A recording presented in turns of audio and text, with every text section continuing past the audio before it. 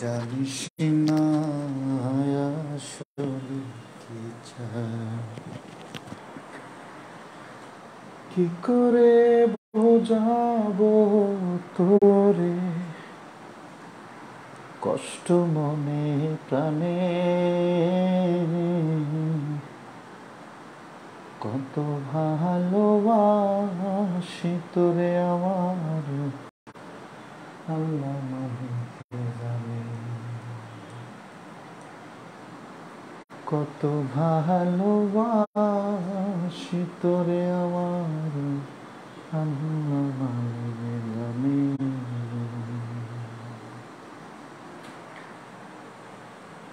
যারে হইল এই বুকের সুখ, শুধু কান্দে, ওজন গায়ে নাই তোরে খুঁজি চান্দে চান্দে, মনটা চাইলে ছুটে আসিস আমার মনের প্রাণে, কত ভালোবাসি তোরে আমার আল্লাহ মালিক জানে। আসসালামু আলাইকুম, স্বাগত জানাচ্ছি আমাদের আজকে কথা বেসিকের 2 নম্বর ক্লাসে। আশা করি সব ঠিকঠাক আছে। ফারজানা আছে আমাদের সাথে, মনি আছে আমাদের সাথে, পলি আছে, মৌ আছে, তানবীর আছে, তাওহিদ আছে, আফরোজা আছে, বৃষ্টি, 2টা নাম শোনো, আফরোজা জাহান বৃষ্টি, ওকে, হাফসানুল্লাহ মনে হয়, তুর্য।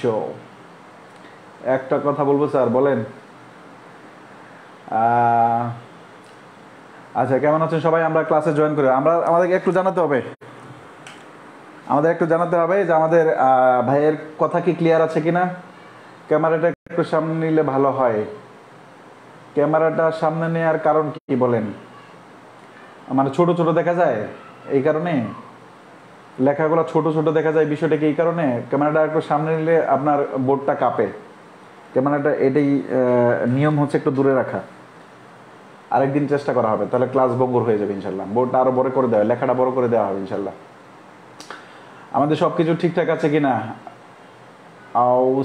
সুরাইয়া জি ক্লিয়ার। তারা এবি 10টা শেষ হলো। হ্যাঁ, আসিয়া বিউটি চলে আসছে।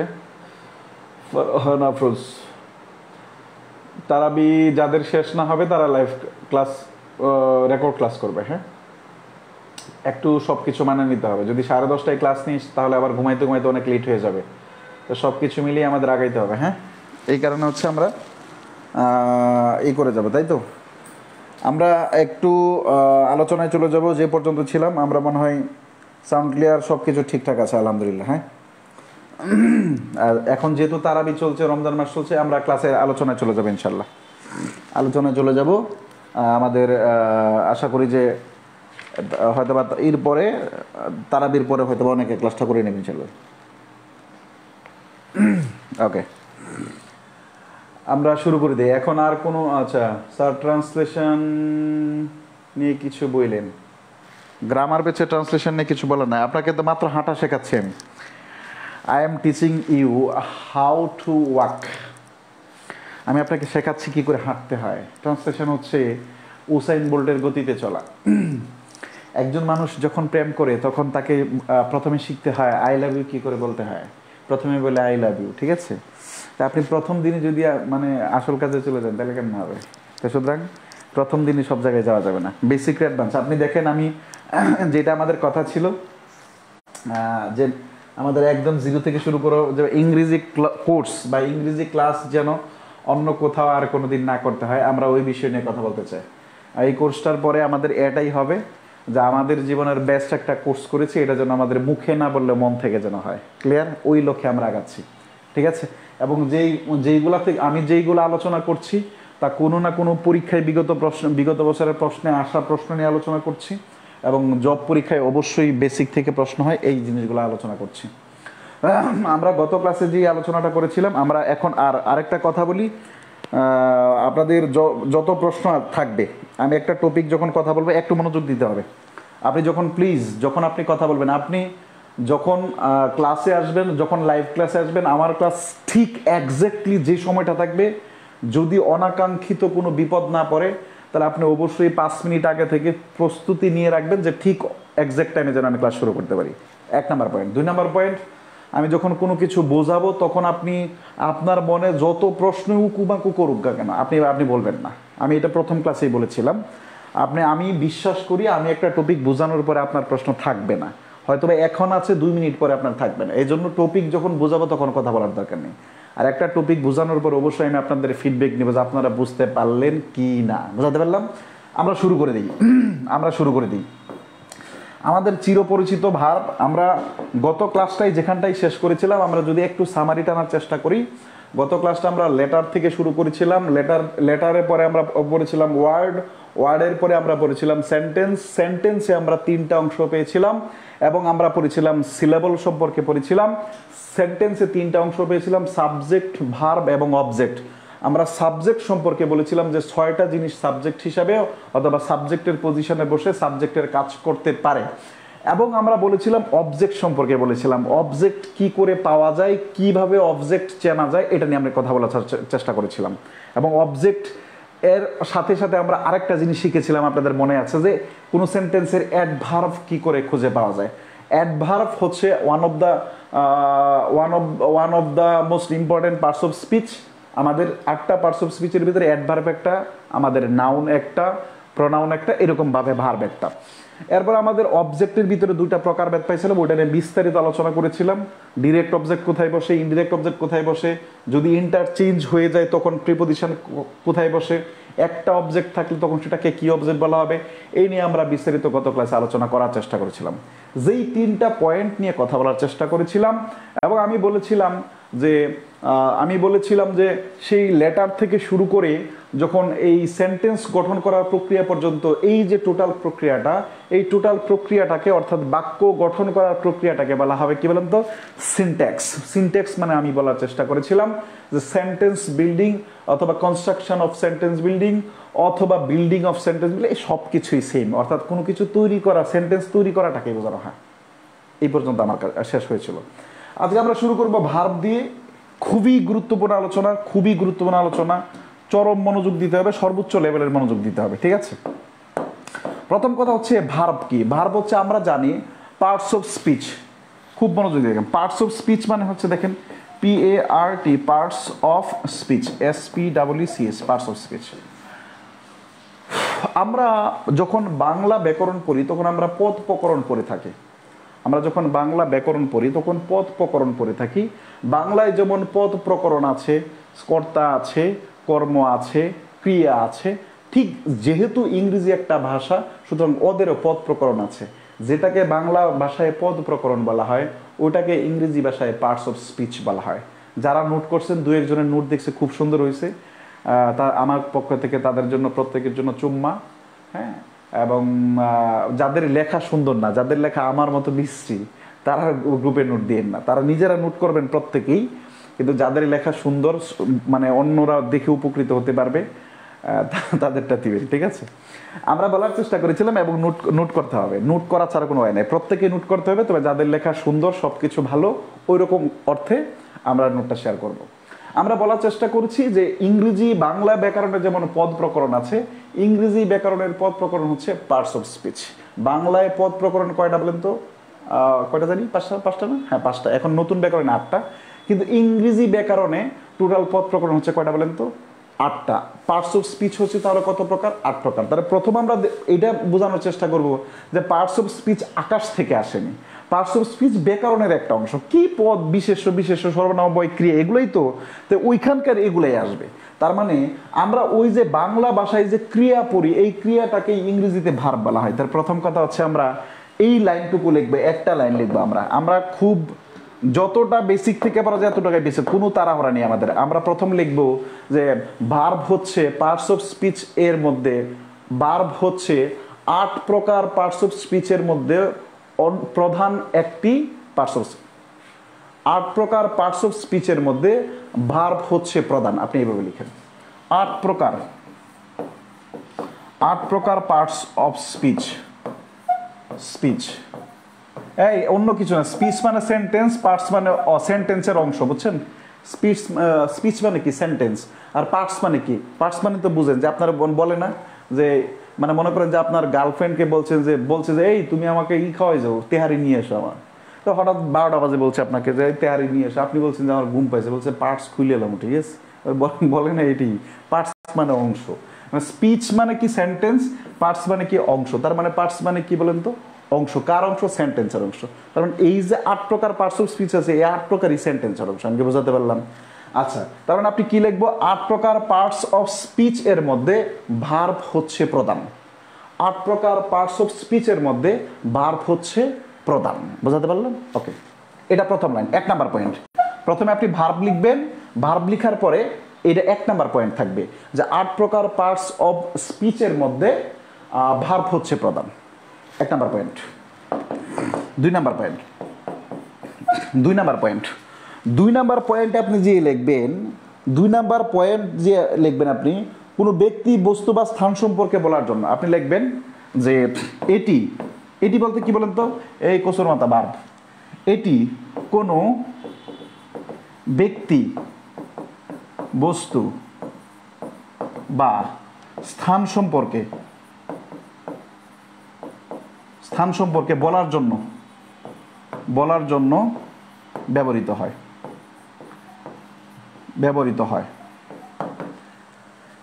এটি কোনো ব্যক্তি, বস্তু বা স্থান সম্পর্কে বলার জন্য ব্যবহৃত হয়। তার মানে কি?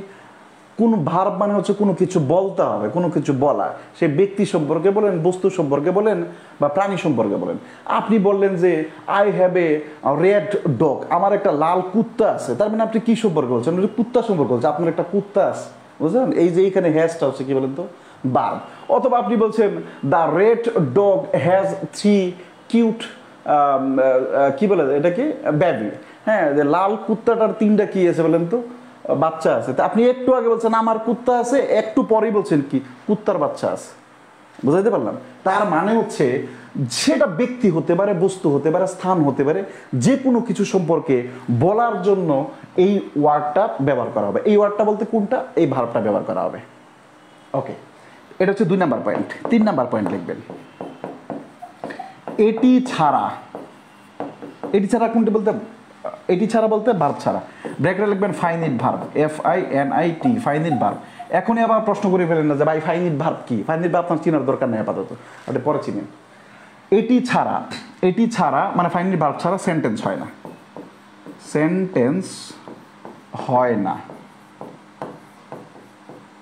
তাই অবশ্যই বাক্যে এটি ছাড়া কোনো সেন্টেন্স হয় না। এটি বলতে কি? ফাইনিট ভার্ব মানে ভার্ব ছাড়া। এটি ছাড়া কোনো সেন্টেন্স হয় না, তাই বাক্যে অবশ্যই ভার্ব থাকতে হবে। কারণ এটা সেন্টেন্সের এসেনশিয়াল পার্ট। এসেনশিয়াল পার্ট মানে ফরজ। ফরজ মানে কি? মানে ফরজ বুঝেন তো?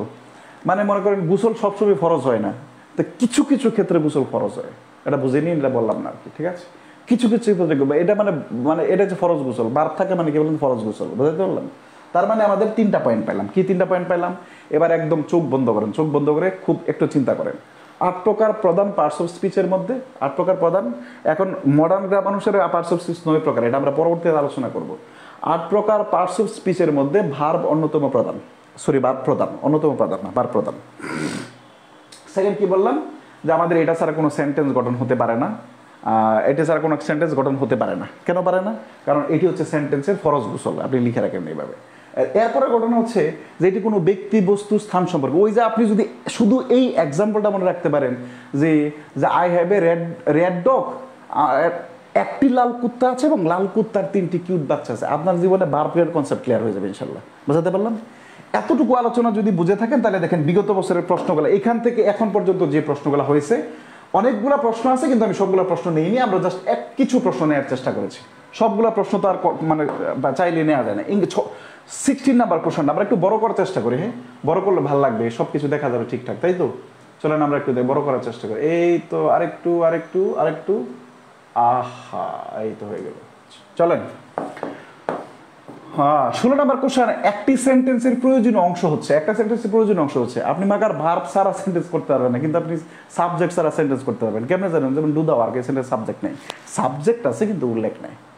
আপনি অবজেক্ট ছাড়া কোটি কোটি সেন্টেন্স করা যায়, কেন একটু পরে পড়াবো যে অবজেক্ট ছাড়া ভার্ব হয়, সেন্টেন্স হয়। সুতরাং অবজেক্ট ছাড়াও সেন্টেন্স করা যায়, ভার্ব ছাড়া সেন্টেন্স করা যায় না। তার মানে the essential part of a sentence, যেটা আমরা লিখাইছি নাউন দন্ত না, ভার্ব অবশ্যই মানে এটা হার্ড ওয়ার্ড না, এটা হেড ওয়ার্ড হবে। হ্যাঁ আচ্ছা, এটা দরকার না, এটা আনসার না, ঠিক আছে।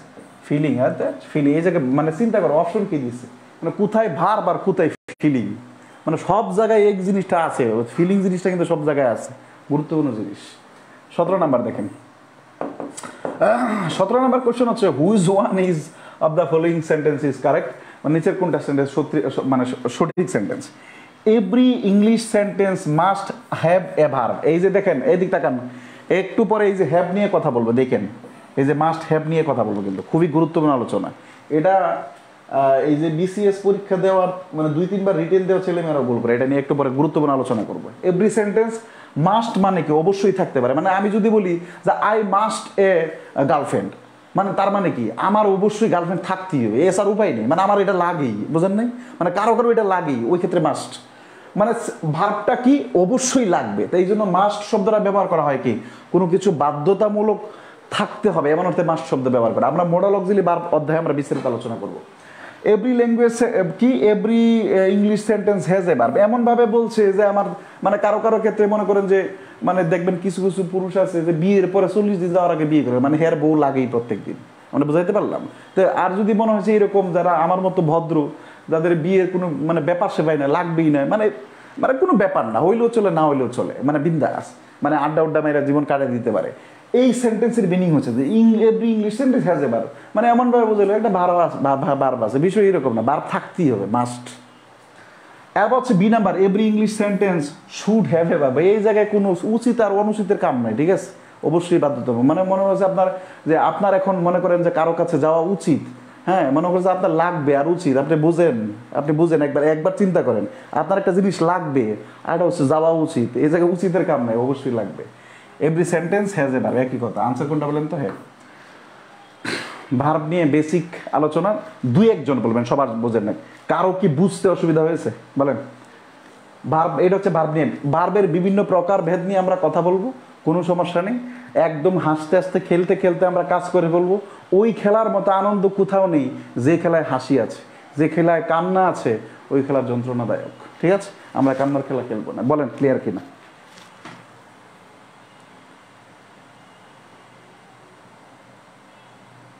বলেন এই ক্লিয়ার গো আপনাদের? বলেন আপনাদের কি ক্লিয়ার?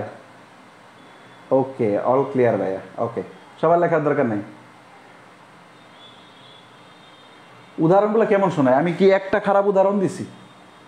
মানে উদাহরণ নিয়ে কারো কোনো সমস্যা আছে? কথা সত্য, এটা সত্য। উদাহরণ নিয়ে আপনি শুনেন, আপনি যখন এই জায়গায় আছেন তখন আপনি আপনার মাথায় থাকতে হবে যে আপনার বাবা দাঁড়ায় আছে। কেন বাবা দাঁড়ায় আছে? কারণ কি জানেন? প্রত্যেক শিক্ষকই তার বাবার সমান। তার মানে কি আমি কোনো না কোনোভাবে আপনার বাবার মতো। তা বাবা ছেলে মেয়েকে যেটা বলবেন, দিস ইজ লার্নিং লেসন, বুঝাইতে হবে। আপনাকে বোঝার জন্য যদি আমার মানে গেঞ্জি খুলতে হয়, আমার কোনো সমস্যা নেই। আমার প্রশ্ন হচ্ছে আপনার মাথায় ঢুকাইতে হবে ইংরেজি, বুঝতে পারলেন? আমি শুধু গেঞ্জির কথা বলছি। ওকে, আপাতত এই জায়গাটা ক্লিয়ার করি। ওকে, আলহামদুলিল্লাহ। চলেন এই জায়গায় আমরা এবার থেমে যাই, এবার কমেন্ট স্টপ করে দেন। এই যে ইংরেজি একটা ভাষা, এই ইংরেজি ভাষার ভিতরে আপনি ভার্ব পাবেন কত প্রকার জানেন? মানে আপনি ইংরেজি প্যাসেজ পড়বেন, অথবা ন্যারেশন করবেন, অথবা ভয়েস পড়বেন, অথবা মনে করেন যে আপনি ইংরেজি প্যাসেজ পড়বেন, অথবা ট্রান্সলেশন করবেন, অথবা কিছু না কিছু করবেন। হ্যাঁ, কিছু তো করতে হয়, আপনি কিছু করবেন। এই করার মধ্য দিয়ে মানে একটা উদাহরণ আসছে, এটা বলা যাবে না, মানে তার মানে আপনি যখন ভার্ব খুঁজবেন ইংরেজি ভাষায় 5 ধরনের ভার্ব আপনি খুঁজে পাবেন। 5 ধরনের ভার্ব খুঁজে পাবেন।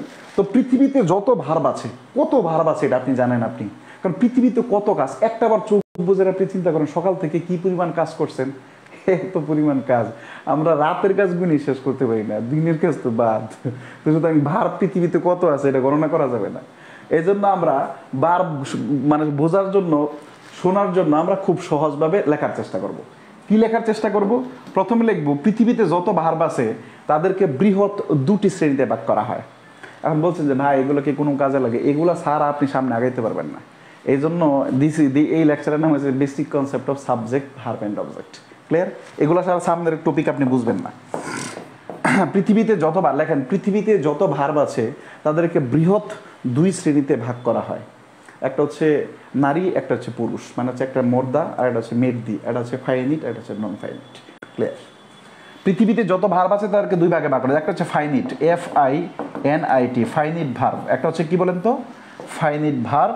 আর একটা হচ্ছে 2 নাম্বারটা হচ্ছে নন ফাইনিট ভার্ব। আপনারা আপনার মতো সাজায় লিখবেন, নন ফাইনিট ভার্ব। কত ভালোবাসি তোরে আমার আল্লাহ মালিকে জানে। পৃথিবীতে যত ভার্ব আছে, পৃথিবীতে যত ভার্ব আছে তাদেরকে বৃহৎ দুইটা ভাগে ভাগ করা হয়। একটা হচ্ছে ফাইনিট ভার্ব আর হচ্ছে নন ফাইনিট ভার্ব। চলেন আমরা ফাইনিট এবং নন ফাইনিট ভার্ব নিয়ে একটু আলোচনা করি। ফাইনিট ভার্ব, আপনারা বাংলা ব্যাকরণ পড়ছেন না? বাংলা ব্যাকরণ পড়ার জন্য আপনারা কি পড়ছেন? ওই যে সমাপিকা ক্রিয়া পড়ছিলেন, মনে আছে ছোটবেলায়? সমাপিকা ক্রিয়া, ওই যে মানে মনির চৌধুরীর একটা বই আছে সমাপিকা ক্রিয়া।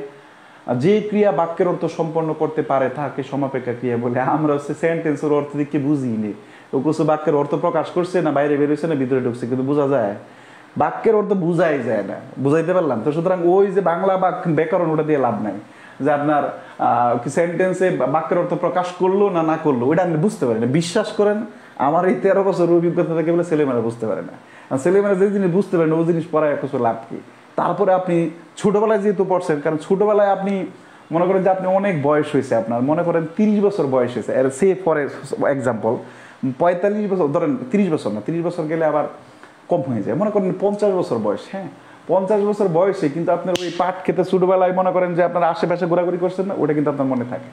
এই জন্য ছোটবেলার জিনিস কানেক্টেড বেশি হয়, মানে নেগেটিভলি নিয়েন না। ছোটবেলার যে কোনো জিনিস যাদের যাদের এরকম স্মৃতি আছে অলরেডি কিন্তু মনে পড়ে গেছে। হ্যাঁ, এবং আই অলসো, টেনশন নেই। তার মানে আমরা ছোটবেলায় পড়ছিলাম সমাপিকা ক্রিয়া, সমাপিকা ক্রিয়া, তাই তো? যেইটার নাম বাংলা সমাপিকা ক্রিয়া ওইটাই হচ্ছে ইংরেজিতে ফাইনাইট ভার্ব। যেইটার নাম অসমাপিকা ক্রিয়া ওইটার নাম কাঁচা, কি বলেন তো? Non finite verb. এটা হচ্ছে আমরা প্রথম কনসেপ্ট। তার মানে মানে আমরা যে নতুন কিছু আবিষ্কার, আমরা ইংরেজি পারি না কিছু না, আমরা মনে হচ্ছে ইংরেজি মনে আমরা আবিষ্কার করি, মানে আব্বা মানে এই জায়গায় গুপ্তধন রেখে গেছে, আমরা ওটাকে আবিষ্কার করতেছি, এই জন্য আমাদের কাছে কঠিন মনে হয়। কিন্তু ইংরেজিতে আবিষ্কার করার বিষয়, এটা জিনিস আবিষ্কার করা আমরা শুধু শিখবো, আর কিছু না। সমাপিকা ক্রিয়া হচ্ছে, সমাপিকা ক্রিয়া হচ্ছে, সমাপিকা ক্রিয়া হচ্ছে যে সকল ভার্ব সেন্টেন্সের অর্থ সম্পন্ন করতে পারবে, যে সকল ভার্ব সেন্টেন্সের অর্থ স্বাধীনভাবে সম্পন্ন করতে পারবে, ওটা সমাপিকা ক্রিয়া। আর অসমাপিকা ক্রিয়া, যার বাংলা নাম হচ্ছে নন ফাইনিট ভার্ব। যারা নোট করছেন তারা কেয়ারফুল থাকবেন, ঠিক আছে? কথার ভাবে কথা থাকবে, ক্লাসের ভাবে ক্লাস থাকবে, এটা কথা বুঝেন। হয়তো বা আর 2-1টা ক্লাস করলে হয়তো বা আমাকে বুঝে যাবেন, তখন হয়তো বা আপনার ক্লাস করতে আরো কমফোর্টেবল লাগবে ইনশাল্লাহ, আমি বিশ্বাস করি। অসমাপিকা হচ্ছে নন ফাইনিট ভার্ব। এখন পৃথিবীতে এত ভার্ব আছে আমরা চিনি না। মনে করেন এখানে লিখবেন সব, এখানে লিখবেন সব, এখানে কি বলেন তো? সব। এখানে পৃথিবীর কত ভার্ব আপনি মনে করেন আপনার জীবনে যত আকাম কুকাম আছে সব এই জায়গায় আছে। আর 3টা জিনিস এই জায়গায় নন ফাইনিট ভার্ব। লিখবেন আইজিপি। আইজিপি মানে কি বলেন তো? পুলিশের আইজিপি আছে না? পুলিশের আইজিপি আছে না? পুলিশের আইজিপি, ওই আইজিপি। আই তো হচ্ছে ইনফিনিটিভ, INFINITIVE, ইনফিনিটিভ। আই বলতে কি বলেন তো? আই কি? ইনফিনিটিভ। জিতে কি বলেন তো? জেরান্ড, জেরান্ড মানে কি বলে? JERUND, gerund. পিতে কি বলেন তো? Participle, PARTICIPLE, participle. ইনফিনিটিভ মানে হচ্ছে 2+B1, 2+B1। আর জেরান্ড মানে হচ্ছে ভার্ব প্লাস ING। পার্টিসিপল 3টা আছে, তো 3টা লিখলাম না, আপাতত লিখে রাখেন কিছু একটা, ডট দিয়ে রাখেন, এত বিষয় মাথা করা। পার্টিসিপল আমাদের 3টা হয়, present participle, past participle, perfect participle. একটু লিখেই দিই, হ্যাঁ, ভালো লাগবে, তাহলে আপনার সুবিধা হয়ে যাবে। পার্টিসিপলে 3টা হয়, একটা হচ্ছে ভার্ব প্লাস ING, আর হচ্ছে B3, আর হচ্ছে আপনার having plus বি3,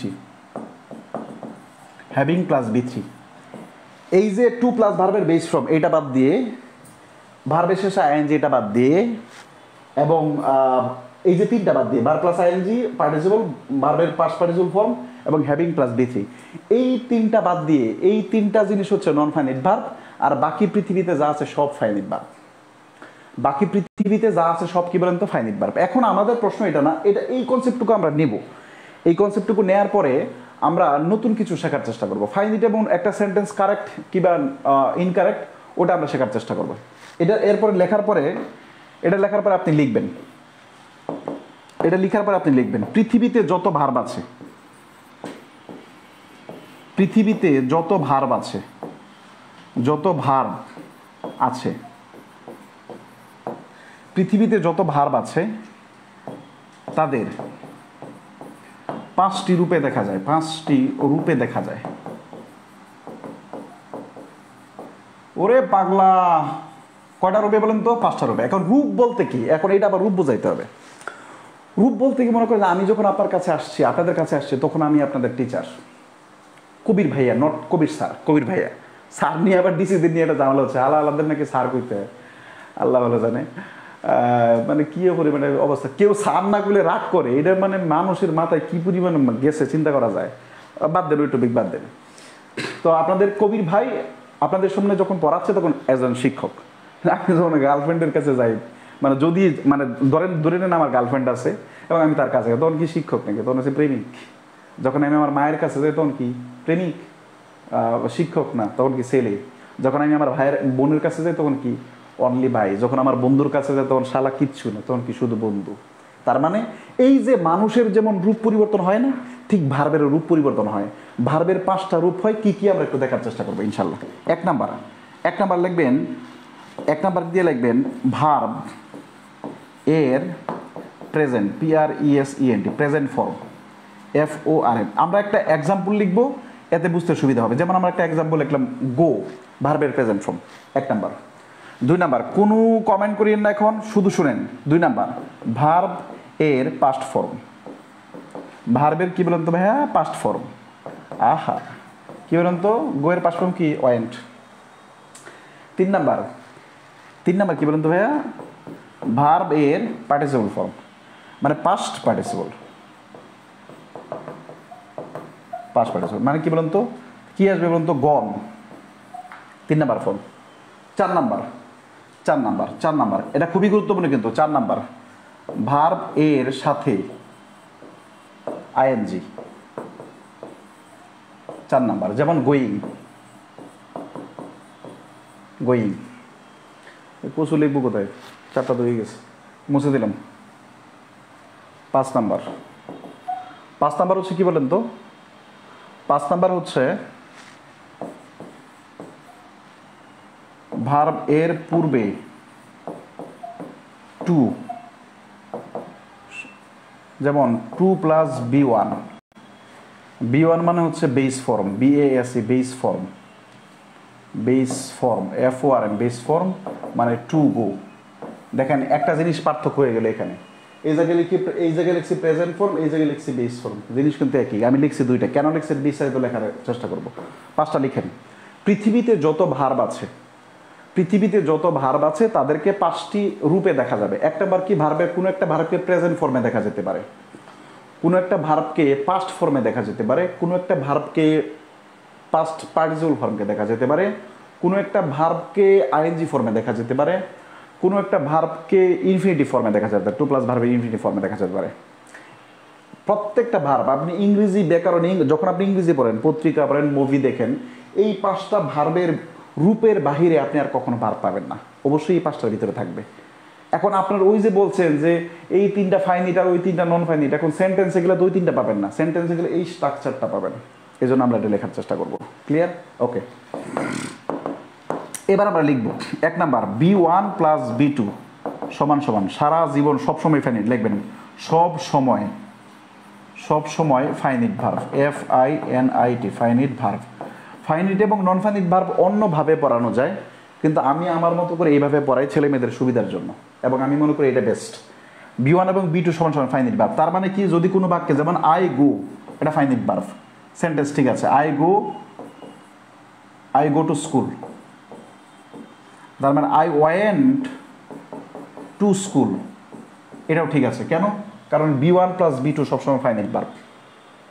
B1 plus B2 সমান সমান সবসময় কি বলেন তো, finite verb.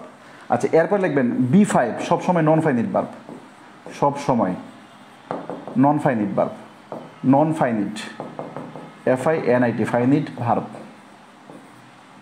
Non finite verb. এবার আমি লিখব I to go to school. দেখেন এই সেন্টেন্সটা কিন্তু হয় নাই, কারণ এখানে নন ফাইনাইট ভার্ব আছে। এই সেন্টেন্সটা কিন্তু হয় নাই, কারণ কি আছে, নন ফাইনাইট ভার্ব আছে। I to go to school, এই সেন্টেন্স কিন্তু কারেক্ট না। তার মানে আমরা দুইটা পেয়ে গেলাম। দেখেন খুব ভালো করে লক্ষ্য করেন, খুব একটা গুরুত্বপূর্ণ কথা লিখবো। ভার্ব 1 এবং ভার্ব 2, ভার্ব 1 এবং ভার্ব 2 সবসময় ফাইনাইট ভার্ব, আর ভার্ব 5 সবসময় কি বলেন তো, নন ফাইনাইট ভার্ব। বাকি থাকলো কি বলেন তো, ওই যে 3টা 4টা, 3 নাম্বারটা 4 নাম্বারটা, ঠিক আছে। শয়তানের খারাপ জিরগি করা, তাই তো। এবার চলেন,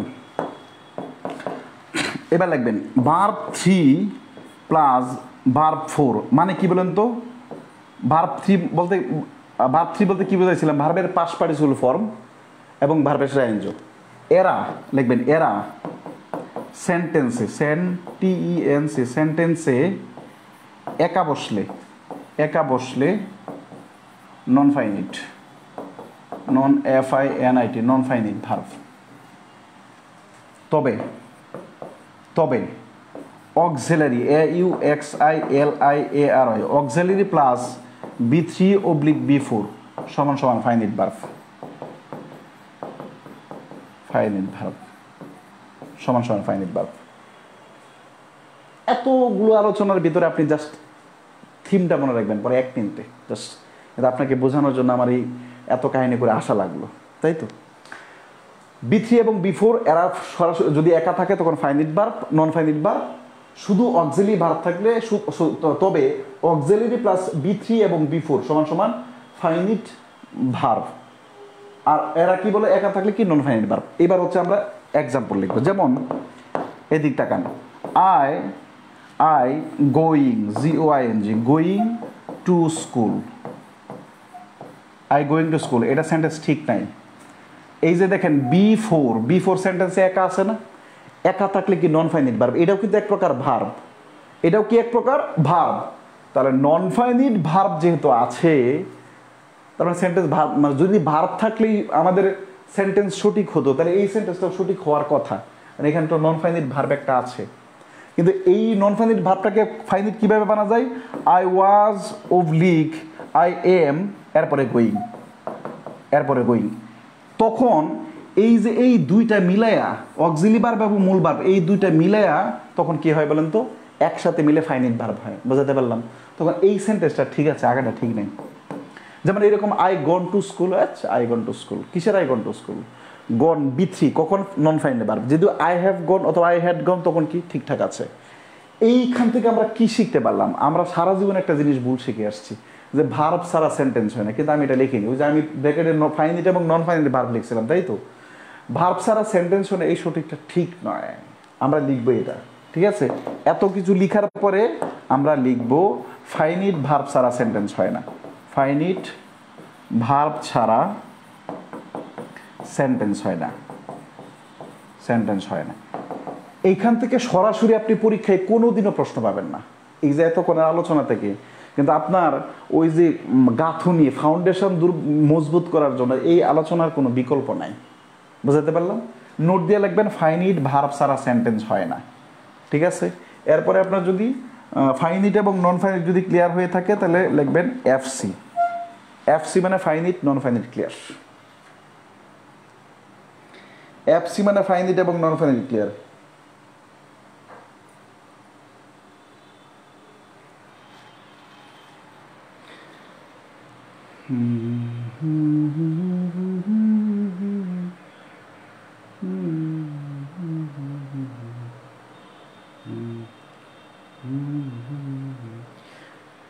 লিখতে হবে FC। কারো কোনো সমস্যা আছে? কি ভাই?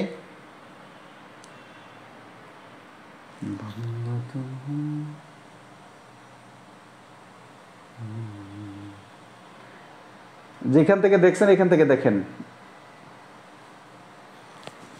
সমস্যা, ওকে।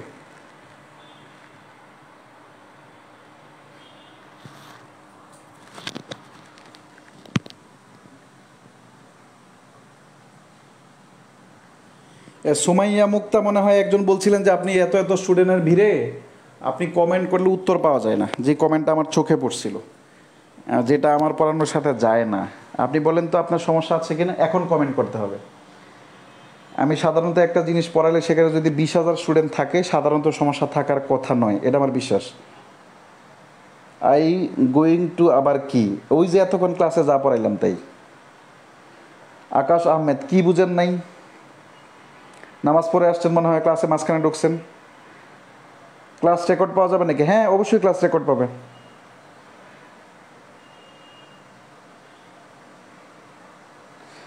বললাম B5 এবং B3 নিয়ে বলছেন। B5 মানে B3 এবং B4 যদি কোনো সেন্টেন্সে শুধু দেখবেন ভার্বের পাস্ট পার্টিসিপল ফর্ম আছে,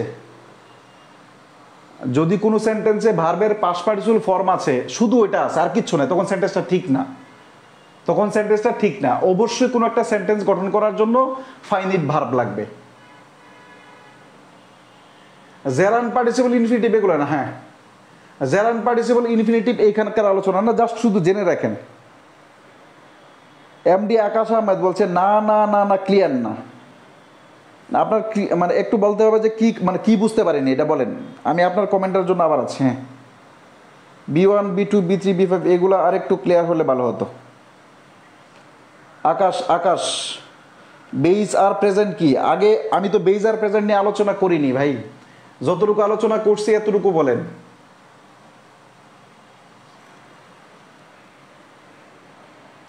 বেস ফর্ম নিয়ে এখন আলোচনা করিনি। এই ক্লাসে হাহারি এক দিকে যত হাসার কথাই বলি হা দিয়েন না। বারবার বেস ফর্ম প্রেজেন্ট ফর্ম সম্পর্কে একটু এটা পরে, বেস ফর্ম এবং প্রেজেন্ট ফর্ম নিয়ে পরে কথা বলবো। দেখেন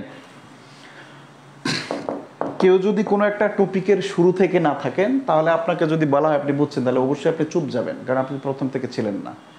আর যদি এরকম এখানে আমাদের মনে হয় 1800 ছেলে মেয়ে আছে, প্রত্যেকের ব্রেন সমান হবে বিষয়টা এরকম না। কেউ একটা জিনিস একবার বললেই বুঝে যাবেন, কেউ একটা জিনিস দুইবার বললে বুঝে মনে রাখতে পারবেন। এখন আপনার মনে রাখার জন্য একই জিনিস বারবার বলায় সেটা মানে জুলুম করা হবে কারো উপর।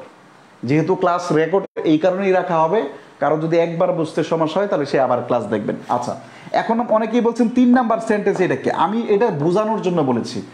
I going to GOING I going to school, এটা তো আসলে কোনো সেন্টেন্স হয় না, আপনি কোনোদিন দেখেননি। কিন্তু গোয়িং শব্দটা তো হচ্ছে আমাদের একটা ভার্ব। কোন ভার্ব? আমরা বলেছি নন ফাইনিট ভার্ব। আমরা বলেছি কি নন ফাইনিট ভার্ব। এই সেন্টেন্সটা ঠিক না কেন? কারণ ফাইনিট ভার্ব না। ওই যে আমি ওই কথাটা লিখার জন্য এতগুলা লিখেছি যে ফাইনিট ভার্ব এবং নন ফাইনিট ভার্ব, এবং যে ফাইনিট ভার্ব ছাড়া সেন্টেন্স হয় না। আমাদের গতানুগতিক যেই চিন্তা ভাবনা যে ফাইনিট সেন্টেন্সে ভার্ব প্রয়োজন, বিষয়টা এরকম না। সেন্টেন্সে ফাইনিট ভার্ব প্রয়োজন। আপনি যেভাবেই মনে রাখতে পারেন সেভাবেই হবে ইনশাল্লাহ। ক্লিয়ার? আচ্ছা আই গোয়িং টু স্কুল এটা হয় না। যেমন আবার আমি যদি বলি যেমন আপনি এরকম কোনোদিন সেন্টেন্স দেখছেন? কেন দেখবেন? কারণ এরকম কোনো সেন্টেন্স হয় না। যেমন I gone to school, I gone to school কেন হবে ভাই বলেন তো? কারণ কেন হবে? কারণ এটা তো আমাদের এই যে নন ফাইনিট ভার্ব, তাহলে ভার্ব থাকলেই যদি হতো তাহলে এটা মানে হওয়ার কথা ছিল। কিন্তু যদি আমি বলি যে আই হ্যাড গন, আমি গিয়েছিলাম, বোঝাতে পারলাম? তখন এই অক্সিলি ভার্ব এবং এই নন ফাইনিট ভার্ব এই দুইটা মিলে তখন আবার কি হয়ে গেল বলেন তো? Finite verb. এই কারণে আমি বলেছি ভার্ব 3 এবং ভার্ব 4, ভার্ব 3 এবং ভার্ব 4 কোনো সেন্টেন্সে যদি একা থাকে তো ওই সেন্টেন্সটা ঠিক না, যদি অন্য কোনো ফাইনিট ভার্ব আর না থাকে। আমি কি বোঝানোর চেষ্টা করলাম? এবার ক্লিয়ার কিনা বলেন? এবার ক্লিয়ার কিনা? আমরা আলোচনা যাব যেখান থেকে আমাদের প্রশ্ন, এটা বেসিক আলোচনা। এবার ক্লিয়ার কিনা বলেন?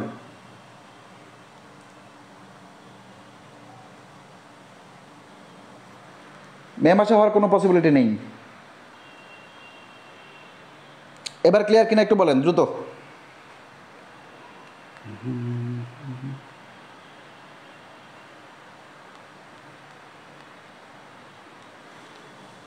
ক্লিয়ার? ওকে আচ্ছা ক্লিয়ার আলহামদুলিল্লাহ। আকাশ আহমেদ ক্লিয়ার হয়েছে ভাই? আকাশ আহমেদ ক্লিয়ার হয়েছে? আকাশ আহমেদ ক্লিয়ার? ওকে আলহামদুলিল্লাহ।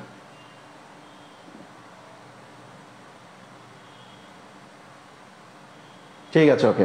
এইবার আমরা লেখার চেষ্টা করব, দ্রুত খাতা লেখেন। দেখেন ভার্বকে আরো যতগুলা ভাগে ভাগ করা যায়, ভার্বকে আরো যতগুলো, আপনাদের একটা প্রশ্ন করি, উত্তর দেন তো, আপনাদের একটা প্রশ্ন করি। He is a student, STUDENT, he is a student, he is a student, তাই তো? এখানে ইজটা কি বলেন তো? Principal verb, PRINCIPAL, principal verb নাকি মেইন ভার্ব, মেইন ভার্ব নাকি auxiliary verb, AUXILIARI, auxiliary verb? Answer করুন প্রত্যেকেই। হি ইজ আ স্টুডেন্ট, এখানে ইজটা কোন verb? Principal verb, main verb নাকি অক্সিলারি ভার্ব? দ্রুত দেখি। অক্সিলারি ভার্ব, এক্স্যাক্টলি, চলেন। মেইন ভার্ব, অক্সিলারি ভার্ব, ওকে। প্রিন্সিপাল ভার্ব, সুমাইয়া মুক্তা, প্রিন্সিপাল ভার্ব, মেইন ভার্ব। আচ্ছা, ফাল্গুনি বলছে কি প্রিন্সিপাল ভার্ব, ওকে। চলেন, মেইন ভার্ব, অক্সিলারি ভার্ব, ওকে, প্রিন্সিপাল ভার্ব। চলেন আমরা এবার দেখার চেষ্টা করি। আমরা যেই ভার্বগুলো এখন পড়বো, এই ভার্বগুলোর প্রকার ভিতরে এক নাম্বার লিখবো আমরা প্রিন্সিপাল ভার্ব। তো খাতায় আমরা লিখে ফেলি, আমার এখানে যেহেতু লিখা আছে আপনারা লিখে ফেলেন। প্রিন্সিপাল ভার্ব, প্রিন্সিপাল ভার্ব এক নাম্বার। এই যে আপনি খাতায় লিখবেন প্রিন্সিপাল ভার্ব। প্রিন্সিপাল ভার্ব লেখার পরে সংজ্ঞা লিখার দরকার নাই। যে ভার্ব অন্য ভার্বের সাহায্য ছাড়া অর্থ প্রকাশ করতে পারে তাকে প্রিন্সিপাল ভার্ব বলা হয়। যে ভার্ব অক্সিলারি ভার্বের সাহায্য ছাড়া অর্থ প্রকাশ করে তাকে প্রিন্সিপাল, এগুলোর দরকার নেই। প্রিন্সিপাল ভার্ব কি করে চিন্তা হয় লিখবেন। প্রথম কথা হচ্ছে, বাক্যে একটি মাত্র ভার্ব থাকলে, একটি মাত্র ভার্ব থাকলে, বাক্যে একটি মাত্র ভার্ব থাকলে তা, একটি মাত্র ভার্ব থাকলে ব্র্যাকেটে লিখবেন অক্সিলারি হলেও, AUXILIARI, অক্সিলারি হলেও ব্র্যাকেটে লিখবেন। বাক্যে একটি মাত্র ভার্ব থাকলে ব্র্যাকেটে লিখবেন কি? অক্সিলারি হলেও তা principal verb, PRINCIPAL, principal oblique main verb. Principal বানানের শেষে দেখেন PRINCIPAL, কিন্তু যদি এই বানানটা এইরকম হয় PRINCIPLE, প্রিন্সিপাল PLE, তখন ওটা নীতি হয়, নীতি হয়, নীতি। বোঝাতে পারলাম? দুটোর ভিতরে আকাশ পাতাল পার্থক্য। প্রিন্সিপাল ভার্ব যেটাকে বলা হয় মেইন ভার্ব, এটাকেই বলা হয়। যেটা প্রিন্সিপাল ভার্ব ওটাই মেইন ভার্ব, ছদ্মনাম, সমার্থক শব্দ। তাই বাক্যে একটি মাত্র ভার্ব থাকলে তা কোন ভার্ব বলেন তো? প্রিন্সিপাল ভার্ব বা মেইন ভার্ব। বাক্যে একটি মাত্র ভার্ব থাকলে তা প্রিন্সিপাল ভার্ব বা মেইন ভার্ব, ওকে। এক নাম্বার পয়েন্ট। দুই নাম্বার পয়েন্ট লিখবেন, দুই নাম্বার পয়েন্ট লিখবেন, এস বা ইএস যুক্ত ভার্ব অবশ্যই প্রিন্সিপাল ভার্ব, অবশ্যই principal verb, PRINCIPAL, principal verb oblique main verb.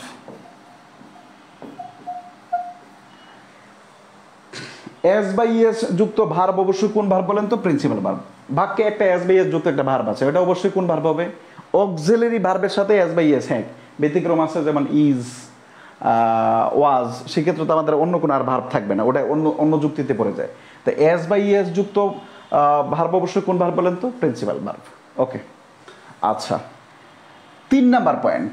তিন নাম্বার পয়েন্ট আমরা কি লিখবো? তিন নাম্বার পয়েন্ট লিখবো এখানে। তিন নাম্বার পয়েন্ট লিখবো অক্সিলারি ভার্বের পরবর্তী ভার্বটি প্রিন্সিপাল ভার্ব। তিন নাম্বার পয়েন্ট লিখবো আমরা, তিন নাম্বার পয়েন্ট আমরা লিখবো অক্সিলারি ভার্বের পরবর্তী ভার্বটি প্রিন্সিপাল ভার্ব হয়।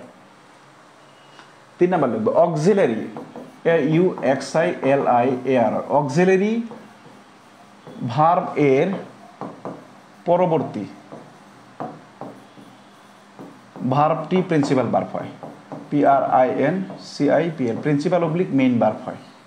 তার মানে প্রিন্সিপাল ভার্ব সম্পর্কে আমাদের তিনটা তথ্য। একটা হচ্ছে কি?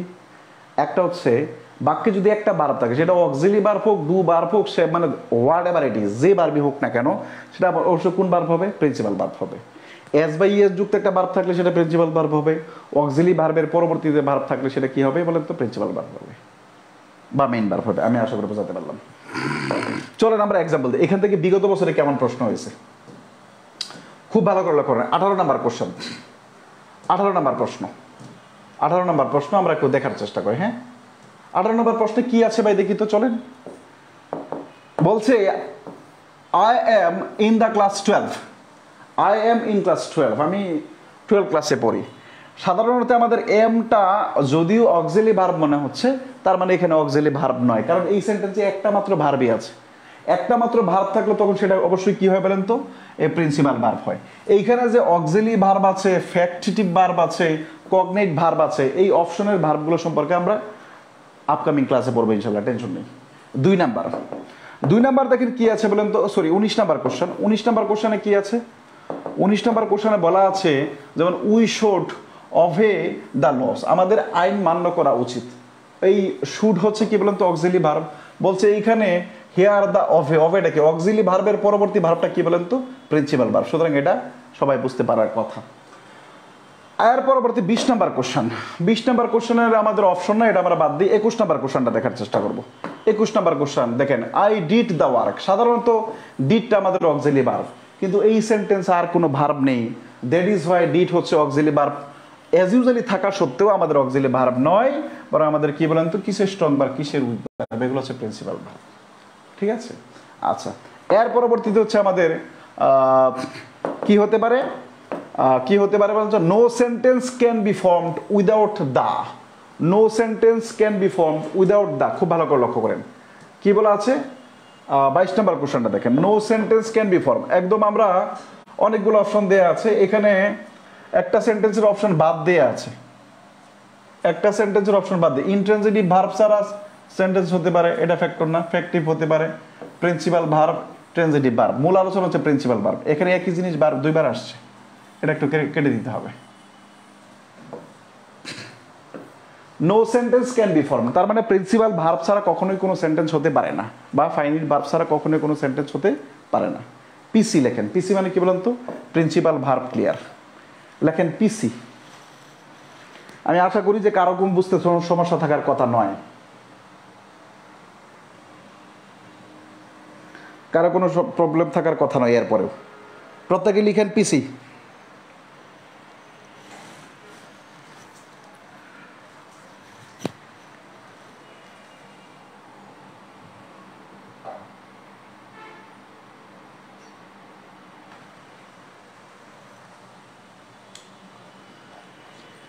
প্রত্যেকেই লেখেন পিসি, পিসি।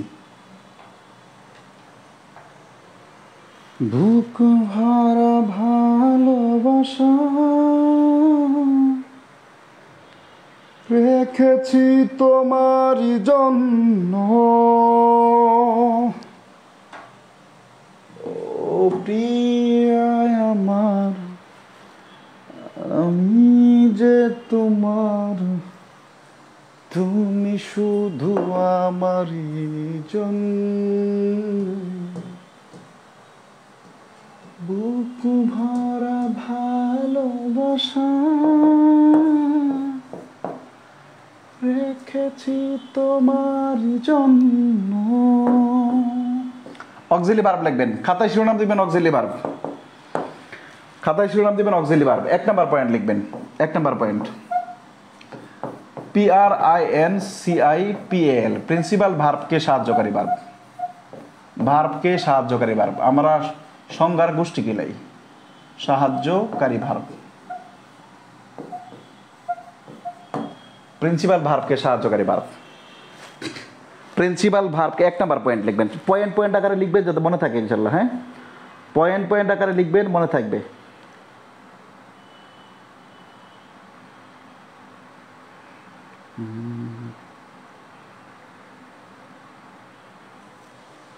ওকে, প্রিন্সিপাল ভার্বকে সাহায্যকারী verb 1 number point. 2 number point লিখবেন, 2 নাম্বার পয়েন্ট লিখবেন ইংরেজি ব্যাকরণে, ব্যাকরণে 12টি অক্সিলারি ভার্ব আছে, AUXILIARY অক্সিলারি ভার্ব আছে। ইংরেজি ব্যাকরণে 12টি অক্সিলারি ভার্ব আছে, আমরা একটু পাশে লিখে রাখবো এখানে। এটা 2 নাম্বার পয়েন্টের মধ্যে। Be do have can may will need dare use to ও ইউজিএসটি অট টু।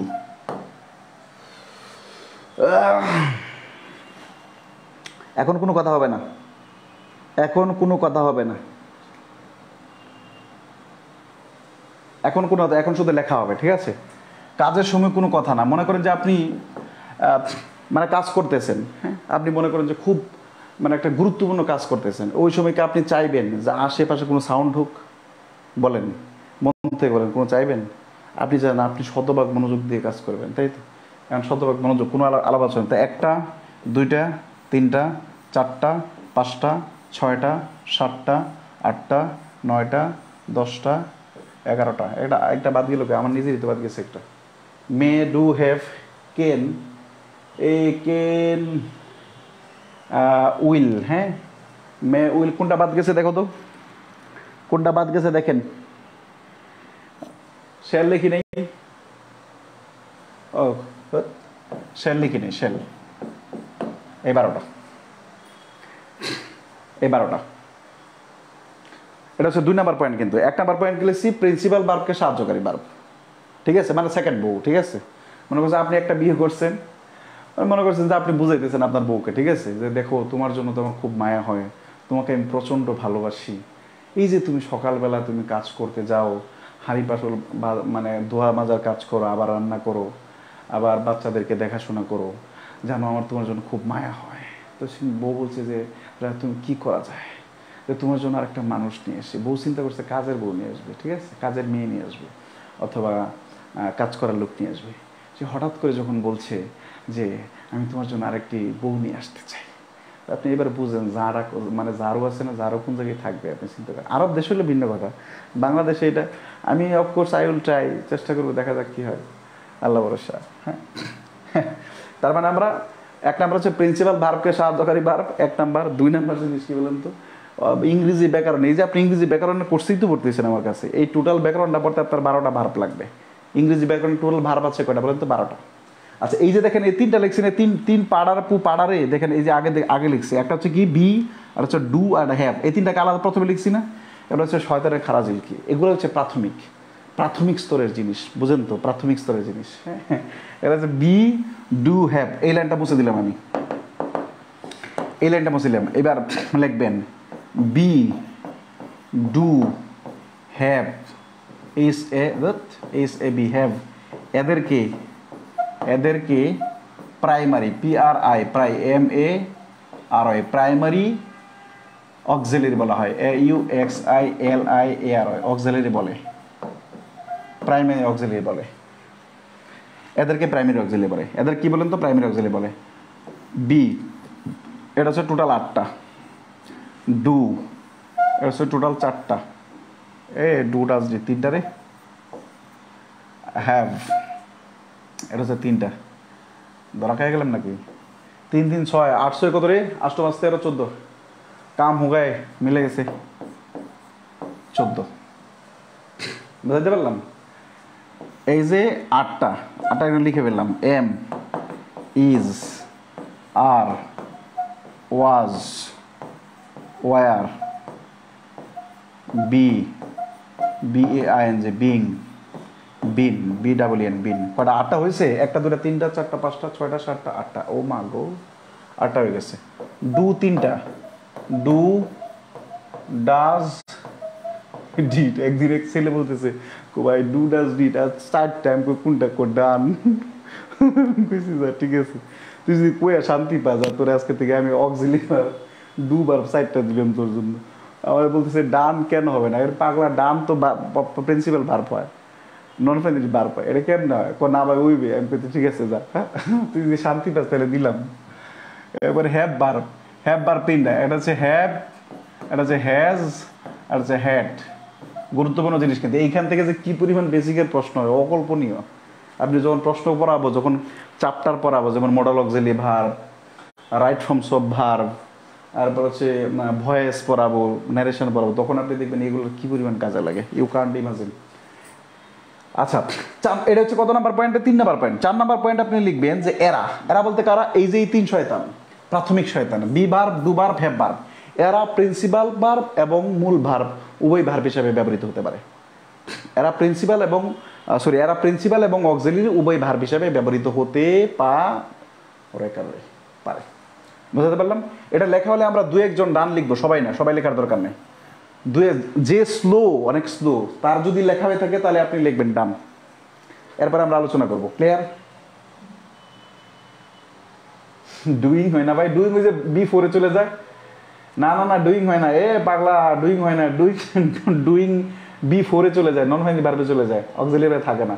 প্রাথমিক স্তরে তখন সাবালিকা হয়ে যায়, ঠিক আছে? তখন ওই জায়গায় আর থাকে না, প্রি ম্যাচিউর্ড আর থাকে না, ম্যাচিউর্ড হয়ে যায়। তুমি আমার এমনই একই যারে এক জনমে ভালোবেসে ভরবে নাই মন,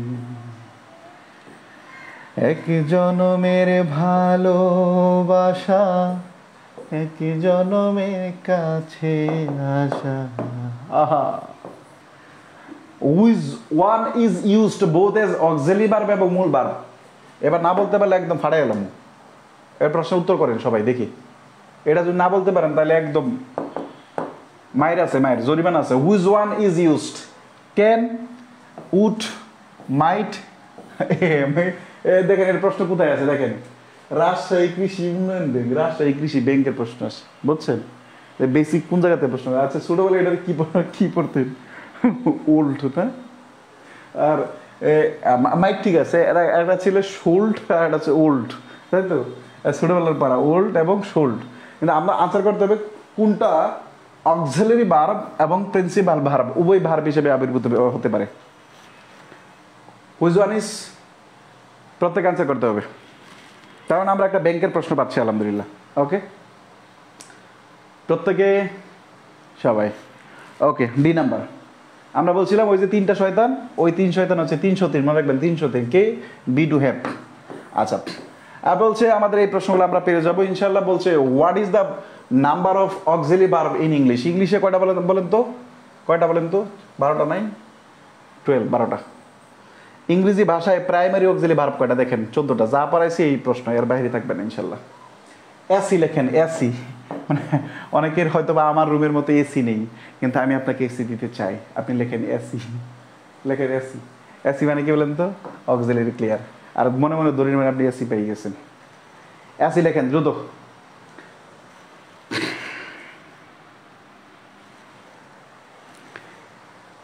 এসি লিখতে হবে দ্রুত, এসি।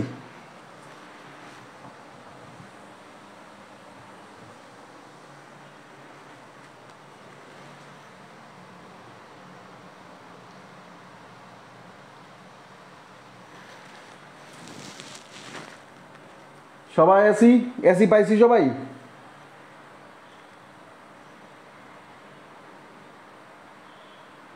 AC, good. ওকে, এবার চলেন আলোচনায় যাই।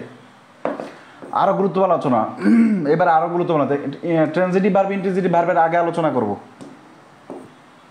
লিখবেন base form, FORM, base form versus present form, PRESENT, present form. Base form versus present form, base form versus present form, base form versus present form. একটা 2টা পয়েন্ট লিখবেন, শুধুমাত্র 2টা পয়েন্ট লিখবেন। লিখবেন এই দুটি কোনটি বলেন তো? এই দুটি বেস ফর্ম এবং প্রেজেন্ট, এই দুটি present tense, PRESENT, present tense. Base হচ্ছে মৌলিক শব্দ, চিনেন? মৌলিক শব্দ বা মৌলিক পদার্থ, যেই পদার্থকে আর নতুন করে ভাঙা যায় না ওটাকে মৌলিক পদার্থ বলা হয়। যেই শব্দকে ভেঙে নতুন শব্দ তৈরি করা যায় না ওটাকে কি বলা হয়? ওটাকে কি বলা হয়? ওটাকে মৌলিক শব্দ বলা হয়। যেই ভার্বকে ভেঙে আলাদা কোনো ভার্ব তৈরি করা যায় না, ওটাকে কি বলা হয়? আলাদা করে যেই ভার্বকে, মানে যেই ভার্বটাকে ভাঙলে ওটার আর ভার্ব থাকে না, যেই ভার্বটাকে ভাঙলে, অর্থাৎ এমন একটা ভার্ব যেই ভার্বটাকে ভাঙলে নতুন করে আর কোনো অর্থ পাওয়া যাবে না, সেটা কি বলা হয়? Base form. এটাকে হচ্ছে ভার্বের বেস ফর্ম। বেস ফর্ম মানে, বেস ফর্ম মানে হচ্ছে কি বলেন তো? বেস ফর্ম হচ্ছে মানে ভার্বের মৌলিক ফর্ম, যার সাথে ইএস, ইডি, আইএনজি কোনো কিছু যুক্ত থাকবে না। বেস ফর্ম এর সাথে এস বা ইএস, আইএনজি অথবা ইডি থাকে না, ইডি থাকে না। বেস ফর্মের সাথে এস বা ইএস বা ইডি থাকে না। দুটা পয়েন্ট লিখবেন শুধুটা, আমি কয়েকটা এক্সাম্পল দিলে বুঝে যাবেন। এই দুটি প্রেজেন্ট ফর্ম, তবে বেস ফর্ম এর সাথে এস বা ইএস, আইএনজি এবং ইডি থাকে না। বেস ফর্মের সাথে আইএনজি, ইডি এবং বেস ফর্মের সাথে এস বা ইএস, আইএনজি এবং ইডি থাকে না। এখন বুঝেন আর না বুঝেন কমেন্ট করেন, আগে বুঝেন, লিখেন। দুটা পয়েন্ট লেখা হলো। বেস ফর্মে দুইটি প্রেজেন্ট টেন্সের কথা বলবে, তবে একটার সাথে এস ভার্ব যুক্ত থাকবে, আরেকটার সাথে এস ভার্ব যুক্ত থাকবে। মূল জিনিস এটা মনে রাখেন, একটার সাথে এস ভার্ব যুক্ত থাকবে, একটার সাথে এস ভার্ব যুক্ত থাকবে না। আমি উদাহরণ দিয়ে বোঝাচ্ছি। যেমন আমি যদি বলি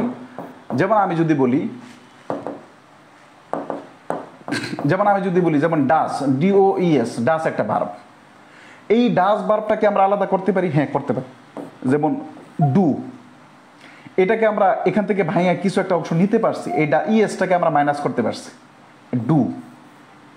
এইবার ডুকে আপনি যদি আলাদা করেন, ডু থেকে যদি একটা ও বাদ দেন, তাহলে কি এটার ভার্ব থাকে? ভার্ব থাকে না। এই কারণে এই ডু হচ্ছে কি বলেন তো? Base form, বিএএসই, base. R does হচ্ছে কি বলেন তো? Present, পিআরইএসইএনটি, present. বুঝতে পারলেন? কঠিন খেলা। ইংরেজিতে কত মজার জিনিস লেখেন। Works, WORKS, works. আর WORK, ওয়ার্ক। খুব মজা দিয়ে দেখেন। আপনি যদি এখান থেকে এস মাইনাস করতে পারবেন, এস মাইনাস করলেও ভার্ব থাকে। এই যে দেখেন, এস মাইনাস করলে ভার্ব থাকে, তার মানে এটা হচ্ছে প্রেজেন্ট ফর্ম, PRES, প্রেজেন্ট। কি কিন্তু এটা থেকে যে একটা এই WORK, এই ভার্ব থেকে একটা ওয়ার্ড মাইনাস করেন তো, ধরেন কে বাদ দিলেন, তখন এটা ভার্ব থাকে না, তার মানে এটাকে আর ভাঙা যায় না। সুতরাং এটা কি বলেন তো? Base form, base, FORM, base form. তার মানে এতটুকু মনে রাখবেন, বেস ফর্মের সাথে, ভার্বের বেস ফর্মের সাথে এস বাই যুক্ত থাকে না, তাইলে হয়। ভার্বের বেস ফর্মের সাথে এস বাই এস যুক্ত থাকে আর থাকে না। প্রেজেন্ট ফর্মের সাথে এস বাই যুক্ত থাকতেও পারে, নাও থাকতে পারে, তবে সাধারণত থাকে না, থাকে। এবার লিখবেন হ্যাভ ও হ্যাজ এর মধ্যে হ্যাভ হলো বেস ফর্ম, হ্যাভ হলো বেস ফর্ম, FORM। হ্যাভ হলো বেস ফর্ম, বুঝতে পারলাম? হ্যাভ ও হ্যাজ, আচ্ছা এইভাবে পাশে লিখে রাখবেন। হ্যাভটা প্লুরাল মনে রাখবেন। হ্যাভটা কি বলেন তো? জিনিস কাজ করে না দেখি রে। হ্যাভটা কি ভাই বলেন তো? Plural, PLURAL, plural. আর হ্যাজটা কি বলেন তো? সিঙ্গুলার। এটা মাথায় রাখবেন, হ্যাজটা সিঙ্গুলার। হ্যাভ ও হ্যাজ এর মধ্যে বেস ফর্ম হচ্ছে কি বলেন তো? হ্যাভ হচ্ছে বেস ফর্ম। হ্যাভ ও হ্যাজ এর মধ্যে হ্যাভ হচ্ছে কি? Base form. হ্যাভ হচ্ছে প্লুরাল আর হ্যাজ হচ্ছে সিঙ্গুলার। এটা লিখে রাখেন, যা আগে লিখেন। এরপরে আমি প্রমাণ দিচ্ছি, আপনার এই কথার সপক্ষে প্রমাণ দিচ্ছি। He should have has a cup of tea। খুব মনোযোগ দিয়ে দেখেন, হির সাথে আপনি জীবনে কোনোদিন, হি এর সাথে জীবনে কোনোদিন হ্যাভ ব্যবহার করছেন? না, করেন নাই। কিন্তু আপনার ছোটবেলা একটা নিয়ম পড়ছেন না, মোডাল অক্সিলারি ভার্বের পরে ভার্বের বেস ফর্ম বসে। যত বইয়ে লেখা আছে প্রেজেন্ট ফর্ম বসে, এটা ভুল আছে। যত বইয়ে লেখা আছে প্রেজেন্ট ফর্ম, এটা ভুল আছে। শুড ভার্বের, মোডাল অক্সিলারি ভার্বের পরে ভার্বের কি বসে? বেস ফর্ম বসে। এখন আপনি যদি এটা না জানেন, হ্যাভ এবং হ্যাজের ভিতরে বেস ফর্ম হচ্ছে হ্যাভ, এবং এই নিয়মটা আমরা রাইট ফর্মস অফ ভার্ব পড়ি আমরা, যে মোডাল অক্সিলারি ভার্বের পরে ভার্বের বেস ফর্ম বসে। তখন হি এর জন্য তো আপনার হ্যাজ ব্যবহার করার কথা, তাহলে এখানে হ্যাভ কেন হলো? এখানে হি শুড হ্যাভ, এখানে হ্যাভটা হচ্ছে বেস ফর্ম আর হ্যাজটা হচ্ছে কি বলেন তো প্রেজেন্ট ফর্ম। হ্যাভ এবং হ্যাজের পাস্ট ফর্ম হচ্ছে হ্যাড, মানে কি বি টু বলেন তো, কি বলেন তো বি টু।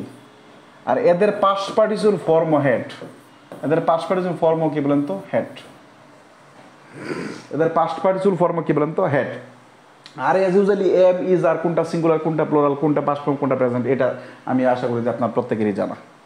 যদি সব কিছু লেখা হয়ে থাকে লেখেন F C, F C, F C মানে হচ্ছে কি বলেন তো full class clear, F C মানে হচ্ছে ফুল ক্লাস ক্লিয়ার, এফসি মানে হচ্ছে ফুল। যারা প্রথম থেকে শেষ পর্যন্ত পড়ছেন একটু একটু ফিডব্যাক দেন, যেহেতু আপনাদের সাথে আমি নতুন, আপনাদের দু একজন একটু নাম পড়ি কারা কারা আছেন এবং আমার পড়া কেমন বুঝতে পারছেন। Farzana FC, Pratima Das, Nasima Nahar FC, Mahin FC, Asif FC, Mousa. এর ভিতরে যদি কেউ বুঝতে না পারেন তাহলে আমাকে একটু বলেন। দীপ্ত, আব্দুস সামাদ মনে হয় সাগর, সুবর্ণা, মেহরিমা, নিশাত, অল ক্লিয়ার, আকাশ আহমেদ আলহামদুলিল্লাহ, এফসি ওকে আলহামদুলিল্লাহ। মদিনাতুল জান্নাত আমার অনেক পরিচিত, অনেক পুরানো দিনের স্টুডেন্ট। সুমাইয়া মুক্তা অনেক ভালো লাগছে আলহামদুলিল্লাহ আলহামদুলিল্লাহ। আপনারা শুধু 2-4টা ক্লাস একটু করেন না, একটু করেন, আপনি বিলিভ করবেন, আপনি বাধ্য হবেন। আপনি হয়তো আমাকে বলবেন না, কারণ মানুষ তো সবসময় সব কিছু বলতে পারে না, কিন্তু আপনি বাধ্য হবেন যে স্যার লাস্ট এক্সাম্পলটা মনোযোগ দিন, ফুল ক্লাস ক্লিয়ার। আজকে আর কোনো ক্লাস নিয়ে আসছে, আজকে যদি কেউ কিছু বুঝতে নাও পারে সেটা আগামী ক্লাসে আলোচনা করা হবে। আজকের ক্লাস ইজ ওভার, আজকের ক্লাস ইজ ওভার। কিন্তু আজকে আমরা জাস্ট দেখব হ্যাভ এবং হ্যাজ বুঝি না, আচ্ছা ঠিক আছে। হ্যাভ এবং হ্যাজের ভিতরে এরা দুইটা হচ্ছে ডু ভার্ব, এরা দুইটা হচ্ছে মানে do verb, sorry have verb repeat করিয়েন। ওকে, আপনি ক্লাসটা দেখেন আজকে, আবার যদি না বুঝেন তারপরে বলিয়েন, আমি আশা করি বুঝবেন। আপনার লেকচার কি যেগুলো নোট করতেছি করে লেখা আছে না? হ্যাজ লাস্টের এক্সাম্পলটা সত্যি ভাইয়া অসাধারণ আপনার ক্লাস, আল্লাহ আপনাকে নেখা, আপনি দোয়া চাই, অনেক ভালো লাগলো ভাইয়া। Sir I am very weak in English. এর থেকে উইক কেমনে হয় না? আমি তো আপনাকে এবিসিডি থেকে পড়াচ্ছি, বলেন একটা মানুষ এবিসিডি আপনি পারেন না? 24টা একটু বলেন প্লিজ ভাই ফর দ্য 24 কি আজ ডু অর ডাই কোর্স কি পড়া দিবেন? কালকে সকালে ইনশাল্লাহ। B1 ভার্বের বিশ্রম, B4 কি ভার্বের শেষে আইএনজি।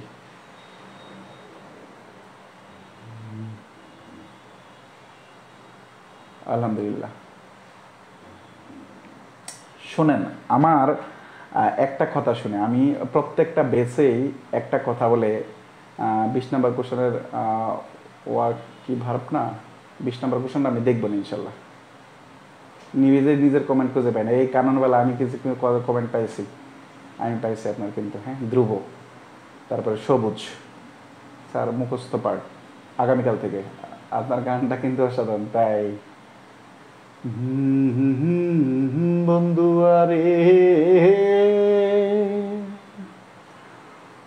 করো তো আমার মনে জালো,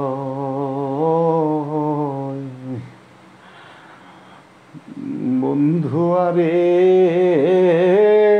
করো তোমার মনে জালো,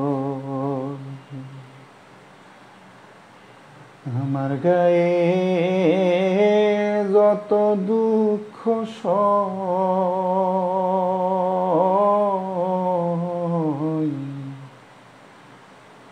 বন্ধু আরে করো তো আমার মনে জালো, বন্ধু আরে করো তোমার মনে জালো। এই শুনেন, আমার ক্লাসে আলটিমেটলি 2-4-5টা ক্লাস করার পরে ছেলে মেয়েদের একটা প্রশ্ন হয়, আমার এবং অনেক ছেলে মেয়ে ফোন দিয়ে কান্নাকাটি করে, অনেক বিশেষ করে যাদের বয়স শেষ হয়ে গেছে, যে আমি আসলে এতটা যোগ্য কিনা আমি আসলে জানি না, তবে এটা বলে যে আমি আপনাকে হয়তোবা যদি আরও একটা বছর আগে পেতাম তাহলে আমি হয়তোবা জবটা পেয়ে যেতাম। বিলিভ অর নট, আমার সাকসেসটা ঠিক সেই জায়গায় হয়ে যায়। এবং আরেকটা কথা, আপনাদের আমার একটা পোস্ট নিয়ে হয়তোবা আমাদের অ্যাডমিনদের একটা পোস্ট নিয়ে আপনি যত জায়গায় আমার আইডি দিয়ে কমেন্ট করা দেখবেন, প্রত্যেকটা আইডি আপনি মানে মানে শতভাগ ধরে রাখবেন যে আমার অ্যাডমিন এবং মডারেটর, আমার ফেসবুক পেজ আইডি সব কিছুই মডারেটর ওপেন করে। আমার সাথে ডিরেক্টলি কানেক্টেড হওয়ার মানে হচ্ছে ওভার ফোন, এছাড়া কোনো অপশন নেই। আপনাদের একটা পোস্ট নিয়ে হয়তো আপনাদের একটু মনোক্ষুণ্ণ হয়েছে যে কবির ভাই হয়তো বা এমনটা বলছে যে কারো কাছে মানে শেয়ার করা যাবে, বিষয়টা এরকম না। বিষয়টা হচ্ছে, একটা কথা বলি, প্রথম কথা হচ্ছে যে কিছু কিছু কমেন্টস দেখছি এখানে আমাদের প্রায় বললাম তো যে 1800 ছেলে মেয়ে আছে, 2 থেকে 3 জনের কমেন্টস আমার কাছে ইমম্যাচিউরড মনে হয়েছে, যে এটা আসলে আমি এক্সপেক্ট করিনি। আপনি আপনি কি জানেন আপনাদের সাথে কত টিচার বা কত কলেজের শিক্ষক আছে এই বেচে? You can't imagine. অনেক বিসিএস ক্যাডার থাকেন আলহামদুলিল্লাহ আমার বেচে, যারা এখন রানিং আমার কাছেই পড়ে মার্কেটে পড়াচ্ছেন, স্টিল নাও এখন আমি দেখাতে পারবো। কিন্তু আমি কোনোদিনও কারো কাছে বলিনি এটা, কারণ ওনার জন্য এটা এটা অন্যরকম হয়ে যায়। আমি নিজেকে খুব বড় ভাবছি, বিষয়টা এরকম না। তবে আমি যেহেতু এটা নিয়ে কাজ করি, এটা নিয়ে আমি চর্চা করি, এটা আমি জেনে পড়াই। সেকেন্ড ওয়ান হচ্ছে, দেখেন আমি অফলাইন এবং অনলাইনের ভিতরে এখন বর্তমানে রানিং আমি অফলাইনে পড়াই না। আপনি যদি সাধারণত আমি একজনের কমেন্টস খুব তিক্ত লাগছে, ইউনুস নামের একজনকে, যে বলে হয়তো বা আমি ভর্তি করাইনি। বিষয়টা আপনি বললেও যে কজন স্টুডেন্ট ভর্তি হয়, না করলেও আমাদের 1020 টাকা দিয়ে আমরা একজনকে ভর্তি করিয়েছি।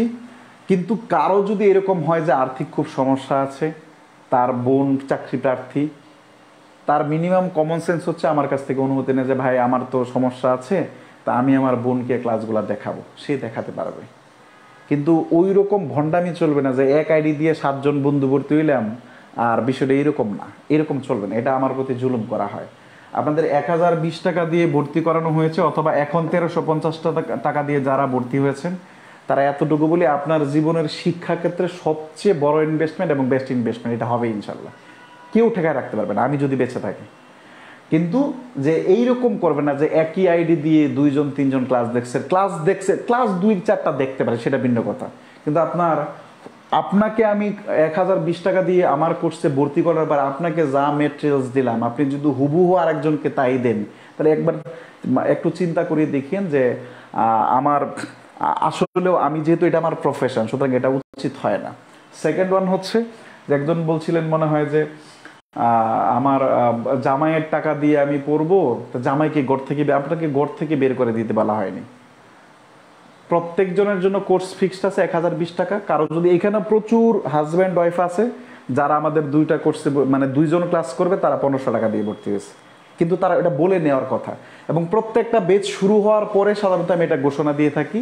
এবং কোনো বেচে এই বেচে হয়তো বা 3-4 জন রিয়েক্ট করছে এটা নিয়ে, কোনো বেচে কোনো দিন রিয়েক্ট হয়নি। হয়তো আমাকে ব্যক্তিগতভাবে ফোন দিয়ে বলেন যে ভাই আমার এই সমস্যা আছে, আমার এটা দেখতে হবে, বা আমার কাছে এরকম এই অনুমতিটুকু নেয় না। কিন্তু 3-4 জনের কমেন্ট আমার কাছে একটু অকওয়ার্ড লাগছে, যে এইটা হয়তো বা পাবলিকলি এভাবে না বললেও হয়তো হতো।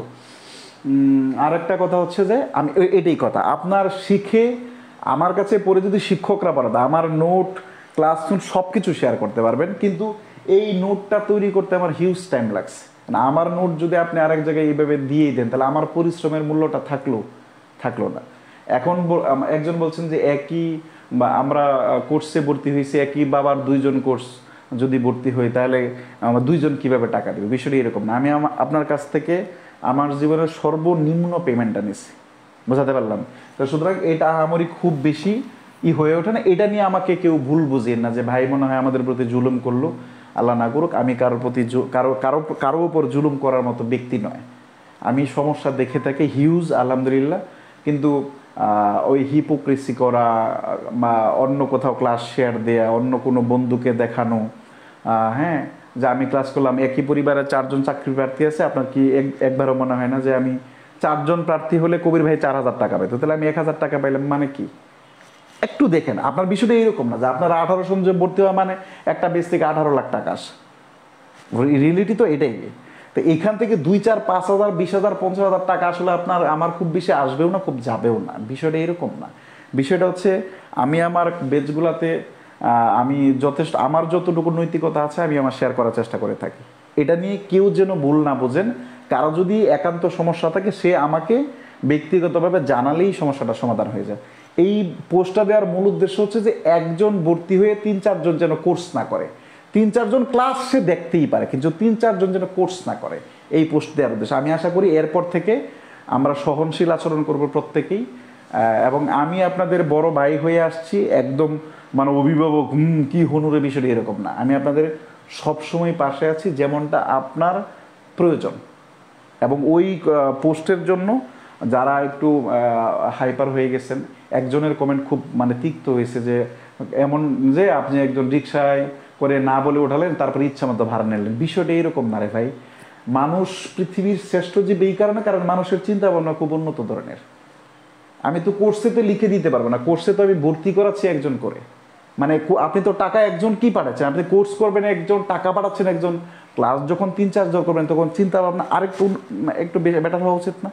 যেহেতু আমরা মানুষ। তা আমি আশা করি এটা নিয়ে আমাকে কেউ বলবে। আর ইন কেস আমার প্রাইভেট ব্যাচের যদি কারো কোনো সমস্যা হয়, সে of course you should call me, you must call me. এবং অফকোর্স সর্বোচ্চ লেভেলের আপনি যে সাপোর্টটা পাবেন ইনশাল্লাহ আপনি অন্য কোথাও কল্পনা করতে পারবেন না। আমি ওই ধরনের মানুষ বলেই হয়তো একটা বেছে এত এত স্টুডেন্ট আলহামদুলিল্লাহ আমি পড়াই, বোঝাতে পারলাম। সুতরাং কবির ভাইয়ের প্রতি মনোক্ষুণ্ণ হওয়া যাবে না, কবির ভাইকে ভুল বোঝা যাবে না, এটা হচ্ছে বড় কথা। আমি কি বোঝাতে পারলাম?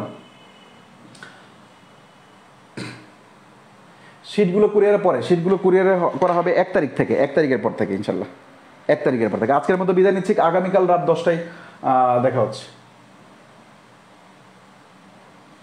এই ম্যাথ ক্লাস কবে শুরু হবে বলতে কি মানে বুঝিনি, ম্যাথ ক্লাস কেন এখানে, ম্যাথ ক্লাস কেন শুরু হবে? ইনবক্স করিয়ে ম্যাথ নিয়ে যে প্রশ্ন করছেন ইনবক্সে কথা বলি। ওকে,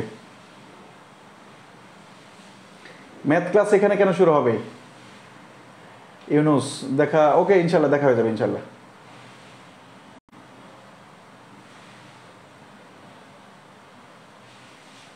ভালোবাসা রইল সবার জন্য, লাভ ইউ। আসসালামু আলাইকুম রহমতুল্লাহ। আবার কালকে 10টায় দেখা হচ্ছে ইনশাল্লাহ। হ্যাঁ, আলহামদুলিল্লাহ, আসসালামু আলাইকুম।